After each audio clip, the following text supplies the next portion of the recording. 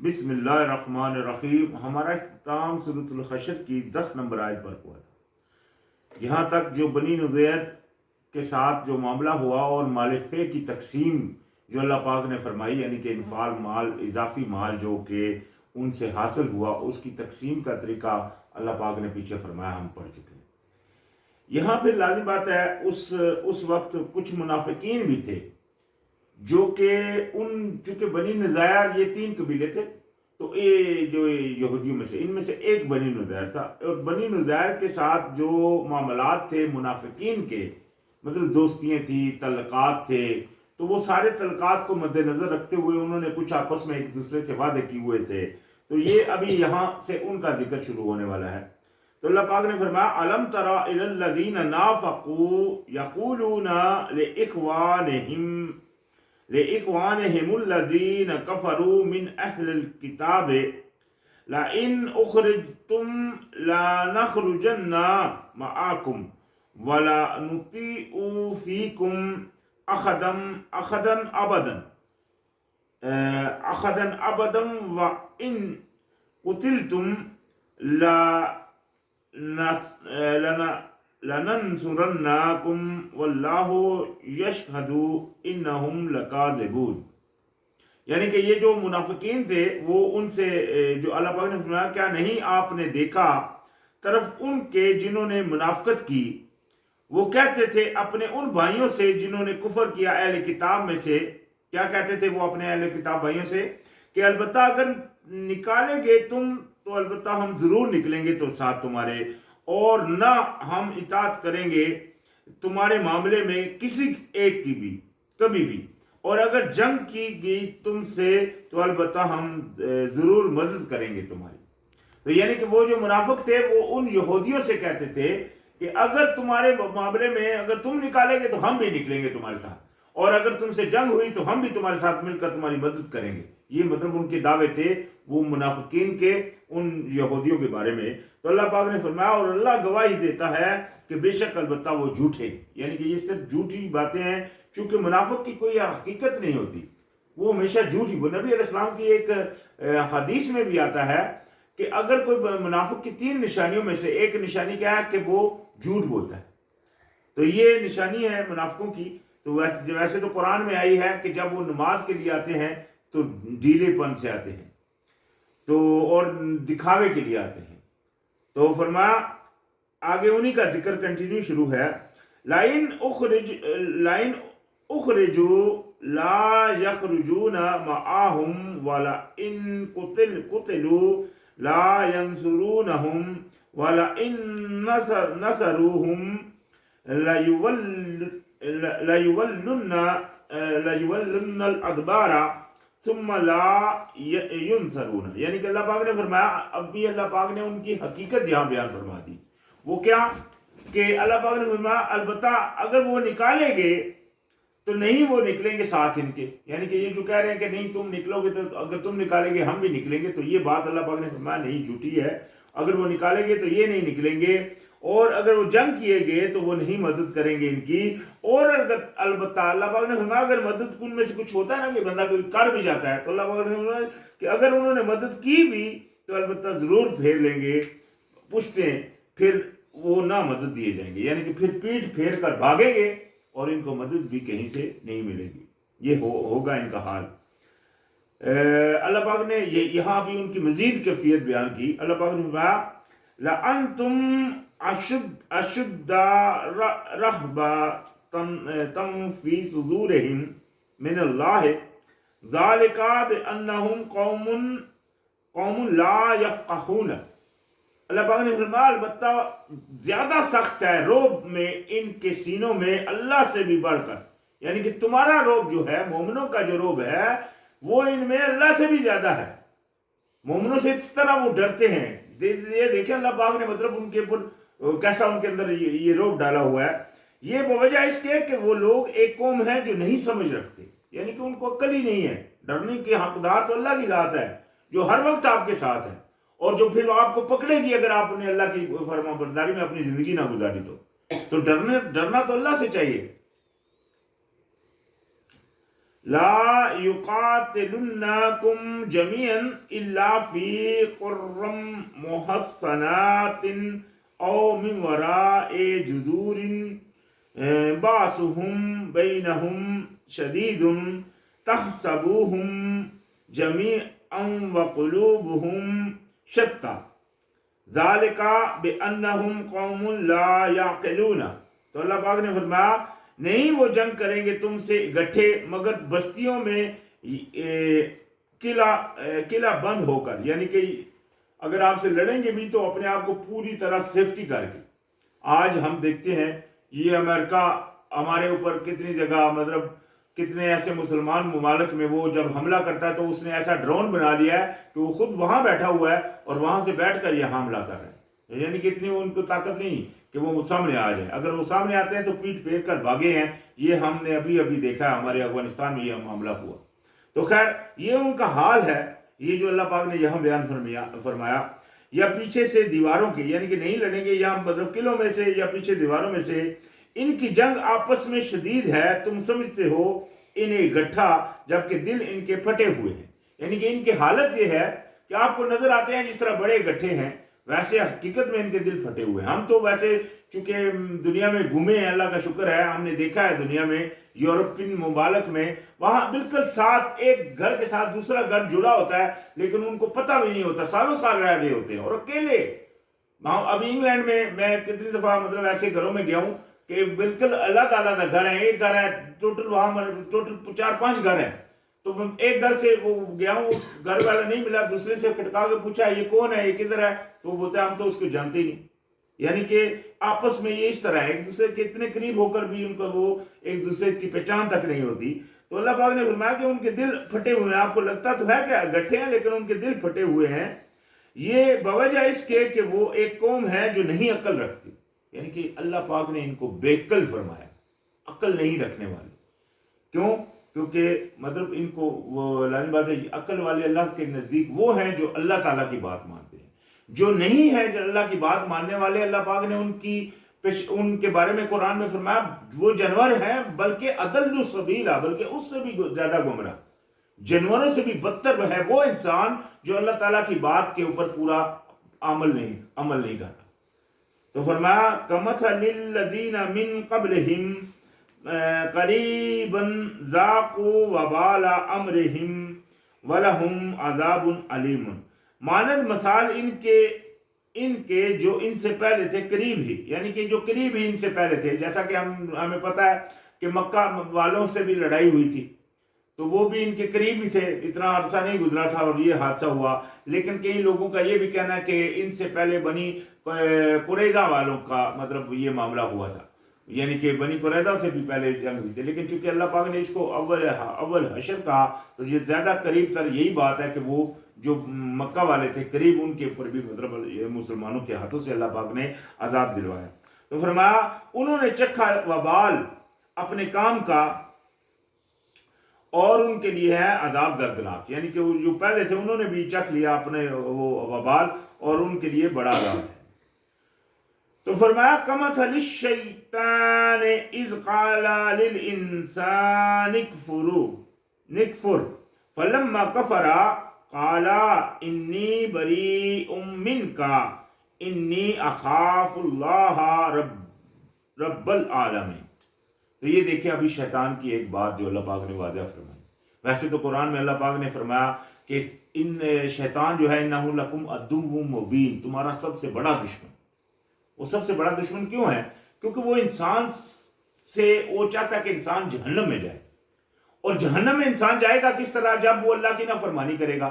تو یہی مثال اللہ پاک نے فرمائی کہ جیسے کہ مثال شیطان کی جب وہ کہتا ہے انسان سے کہ تو انکاری کر، یعنی کہ کفر کر، انکاری کر اللہ کے حکم کی.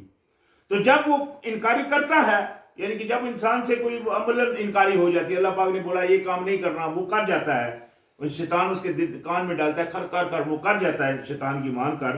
تو وہ کہتا ہے، یعنی کہ شیطان اس سے کہتا ہے کہ بے شک میں بری ذمہ ہوں تجھ سے. یعنی کہ شیطان پھر اس سے بولتا ہے یار میرا کچھ نہیں ہے، میں نے تم کو کہا، تم نے خود کر دیا. تو یہ بات پیچھے بھی آئی ہے، ہم نے پیچھے بھی پڑھی ہے. وہ قیامت کے حالاتوں میں سے یہ بات اللہ پاک نے فرمایا قیامت والے دن بھی شیطان کہے گا کہ میں نے تو تم کو صرف کہا تو تم نے فوراً اس بات کو مان لیا. تو یعنی کہ یہ انسان، وہ شیطان تو خالی کہتا ہے، تو جو اس کے بات کے اوپر چل پڑتا ہے اس کو مطلب لازم بات ہے وہ اس طرح کی کیفیت پیدا کرتا ہے تاکہ انسان کا عقل کی بات کو سمجھ نہ سکے. اس کے اندر نیند کی مدہوشی طاری کرتا ہے. بات سنتے سنتے قرآن کی اس کے مطلب وہ نیند کا غلبہ آنا شروع ہو جاتا ہے. تو یہ کیا کرتا ہے؟ یہ شیطانی عمل ہے، شیطان کی طرف سے ہوتا ہے. تو لہٰذا وہ بعد میں کیا کہتا ہے کہ میں تو بری ہوں تجھ سے، میں تو خوف رکھتا ہوں اپنے اللہ سے، جو یعنی کہ میں خوف رکھتا ہوں اللہ سے جو رب تمام جہانوں کا پروردگار ہے. یعنی کہ وہ خود بری اور ذمہ ہو جاتا ہے انسان کو کفر میں پھنسا کر، انسان کو اللہ تعالیٰ کے انکاری کے اوپر ڈال کر وہ خود بری اور ذمہ ہو جاتا ہے. تو فرمایا فَقَانَا عَاقِبَتَهُمَا أَنَّهُمَا فِي النَّارِ خَالِدِينَ فِيهَا وَذَلِكَ جَزَاءُ الظَّالِمِينَ. تو اللہ پاک نے فرمایا پس ہوا انجام دونوں کا، یہ نہیں کہ وہ شیطان بچے گا، اس کا بھی، اور جو یعنی کہ جس نے وہ انکاری کیا، وہ عمل جو اللہ تعالیٰ کے کہے کے مطابق انسان جو کر بیٹھا، اس کا بھی، دونوں کا انجام ہوا کہ بے شک وہ دونوں آگ میں ہوں گے، دونوں ہمیشہ رہنے والے اس میں. اور یہی ہے بدلہ بے انصافوں کا. یہ دیکھیں سب سے بڑی بے انصافی کیا ہے کہ اللہ کی بات انسان نہ مانے. کیوں؟ کیونکہ انسان کو بنایا ہے اللہ نے اپنی ذات کے لیے. تو اگر وہ اللہ کی بات پھر نہیں مانے گا، عملاً بھی نہیں مانے گا، تو وہ سب سے بڑی بے انصافی ہے. اسی لیے سورہ لقمان میں ہم نے پڑھا اِنَّ شِرْکَ لَظُلْمٌ عَظِیمٌ. بے شک جو پارٹنر بنا دینا ہے، کسی کو شریک بنا دینا اللہ کا، یہی سب سے بڑا ظلم ہے. یعنی کہ اللہ کی بات کو نہیں ماننا، دوسرے کی بات کو مان لینا. تو یہ بات ہے جو شرک ہے سب سے بڑا. یا ایھا الذین آمنوا اتقوا اللہ ولتنظر نفس ما قدمت لغد واتقوا اللہ ان اللہ خبیر بما تعملون. یہ ابھی یہاں اللہ پاک نے ایک آیت میں 2 دفعہ تقوی کا لفظ استعمال کیا، اور کتنی بڑی نصیحت کی تمام انسانیت کے لیے، بڑے قابل غور ہے. اللہ پاک نے فرمایا اے لوگو جو ایمان لائے ہو، پرہیزگاری کرو اللہ کی. سب سے پہلے کیا ہے؟ پرہیزگاری کرو اللہ کی. یعنی کہ جو اللہ پاک نے کہا ایسا جو کہ تو ایسا عمل کرو. اور دیکھنا چاہیے ہر نفس کو، ہر جان کو، کہ اس نے آگے کے لیے، کل کے لیے کیا بھیجا ہے. یعنی کہ اس کو اپنا محاسبہ کرنا ضروری ہے. یہ محاسبہ کی آیت ہے جو اللہ پاک نے قرآن میں فرمائی. اس لیے بہت ضروری ہے کہ انسان کو اپنے ارد گرد دیکھنا چاہیے کہ میں کیا کر رہا ہوں. میں کہیں اللہ کی نافرمانی تو نہیں کر رہا، کسی جگہ میں کوتاہی تو نہیں کر رہا. یہ انسان کو کے لیے لازم ہے چیک کرنا. تو یہی بات اللہ پاک نے اس کو فرمائی کہ تم نے پہلے تو پرہیزگاری کرنی ہے اللہ کی، اور دوسرا اپنے دیکھنا ہے کہ تم نے کل کے لیے کیا بھیجا، اور پھر ساتھ پھر فرمایا اور پرہیزگاری کرو اللہ کی، بے شک اللہ خبر رکھتا ہے جو کہ تم عمل کرتے. یعنی کہ اللہ سے کوئی چیز چھپی نہیں ہے. پرہیزگاری کرو گے تبھی کامیابی ہے. پرہیزگاروں کے لیے جنت ہے. پرہیزگار وہ ہیں جن کے لیے قرآن ہدایت ہے. پرہیزگار وہ ہیں جو اللہ کے دوست ہیں. اور پرہیزگار وہ ہیں ان اکرمکم عند اللہ اتقاکم، اللہ کے نزدیک عزت والا وہ ہے جو پرہیزگار ہے. تو فرمایا ولا تکونوا کالذین نسوا اللہ فانساہم انفسہم اولئک ھم الفاسقون. یہ دیکھیں انجام. اللہ پاک نے فرمایا اور نہ ہو جاؤ ان کی طرح جنہوں نے بھلا دیا اللہ کو. بھلانے سے کیا مراد؟ کہ اللہ تعالیٰ کی بات کے اوپر، یعنی کہ جو اللہ نے منع فرمایا اس کے اوپر عمل کرتے ہیں اور سوچتے بھی نہیں کہ یہ غلط کر رہے ہیں. مثال کے طور پر ہم جھوٹ بول رہے ہیں تو ان کو پرواہ نہیں، ان کو سوچتے بھی نہیں کہ ہم جھوٹ بول رہے ہیں.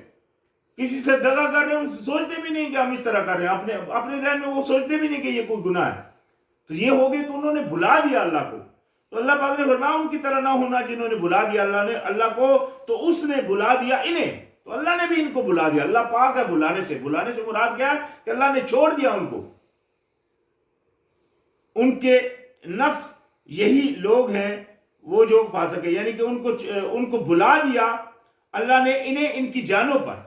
یعنی کہ ان کو اپنے آپ کا بھی پتہ نہیں رہا کہ ہم نے کرنا کیا ہے. یعنی کہ حقیقت میں ان کا کام تھا غلامی، وہ غلامی کو ہی بھول گئے اور بھولے بھٹکے رہے دنیا میں.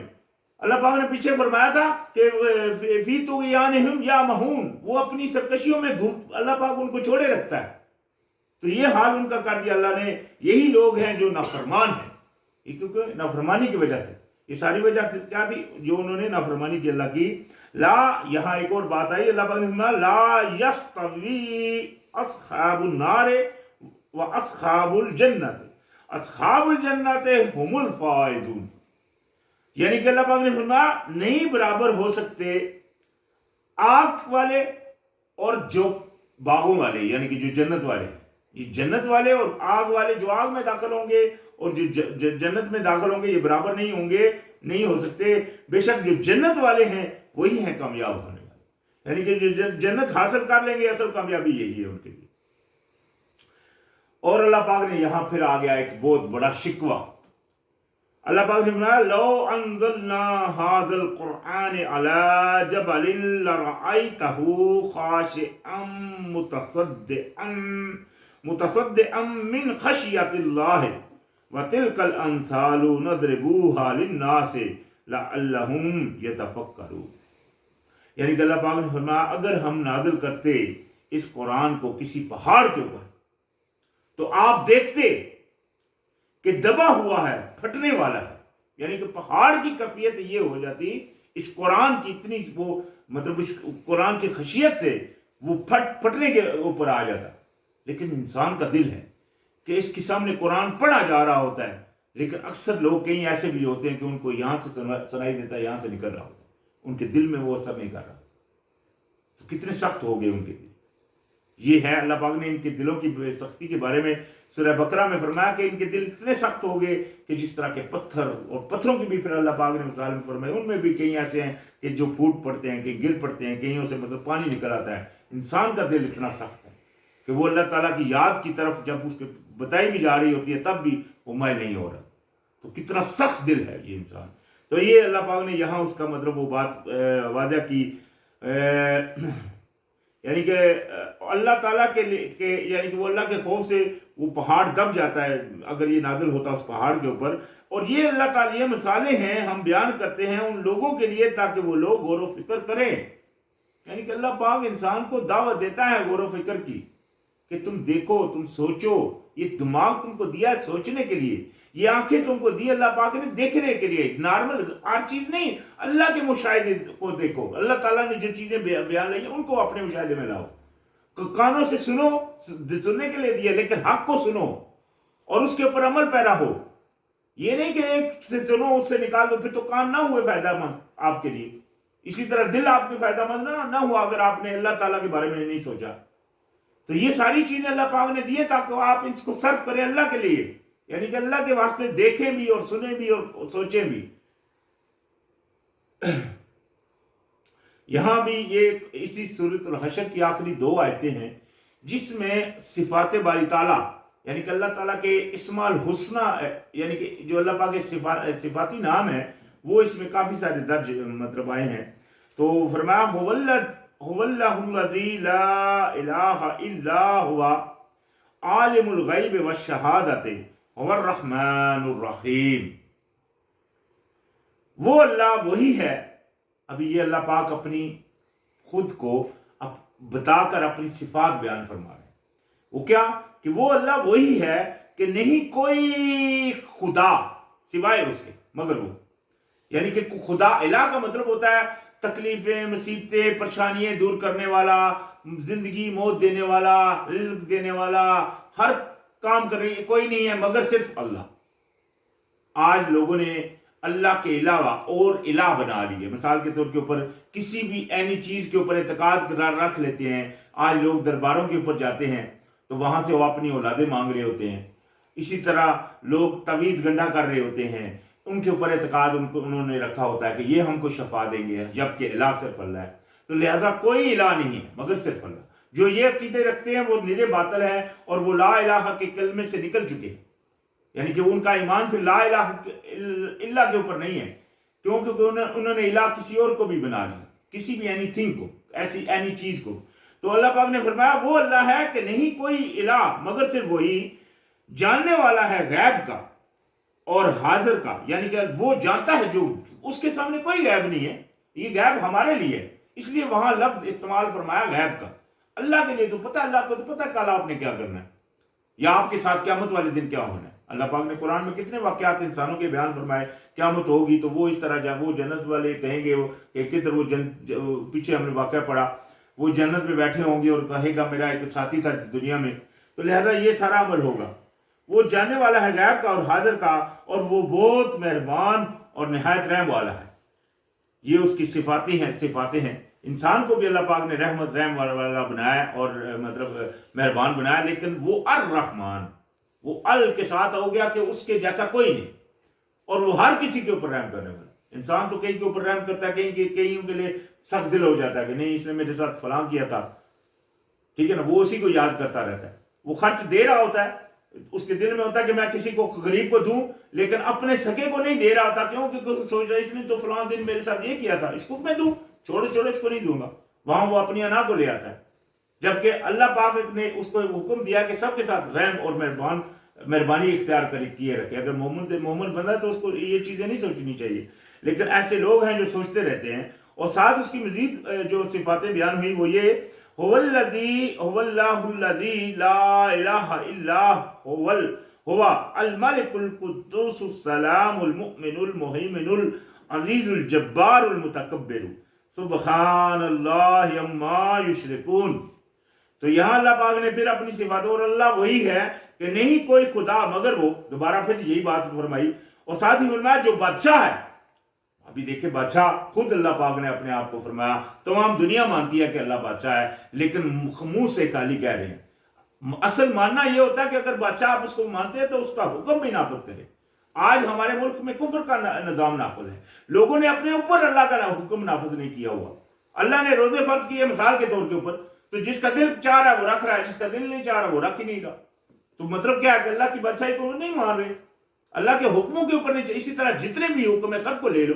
اللہ نے فرمایا جو مثال کے طور کے اوپر کہ کسی کے ساتھ مطلب اگر بندہ جھوٹ بول رہا ہے تو یہ اللہ تعالیٰ کی نافرمانی میں چیز جو آ رہی ہے, تو وہ کیا کر رہا ہے, وہ اپنے نفس کی مان رہا ہے. اس نے الہ بنا لیا اپنے خواہش کو, اپنے اللہ کو تو نہیں مان رہا. تو اللہ پاک نے فرمایا وہی جو بچہ ہے نہایت پاک ہے, سلامتی والا ہے. یہاں السلام سے مراد القدوس السلام سے مراد وہ جو ہے سلامتی والا اور امن دینے والا ہے, نگہبان ہے, سب پر غالب ہے, زبردست زور آور. یہ دیکھیں کتنی پیاری صفت. یہ صفاتیں ہیں اللہ کی, صرف اس بادشاہ کی. بے حد بڑائی والا پاک ہے اللہ اس سے جو وہ شریک ٹھہراتے ہیں, یعنی کہ جو اس کا ساجی ٹھہراتے ہیں, اس کے ہمسر ٹھہراتے ہیں, وہ ان سب سے پاک ہے. اس کی صفت بہت اعلیٰ ہے, نہ اس جیسا کوئی ہے نہ اس کی صفات جیسا کوئی ہے. وہی ہے الہ, اکیلا واحد.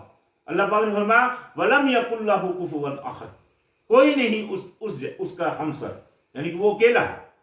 تو لہذا یہ آج سورۃ الحشر کا اختتام ہو گیا. انشاءاللہ پھر یہاں سے شروعات ہوگی. السلام علیکم.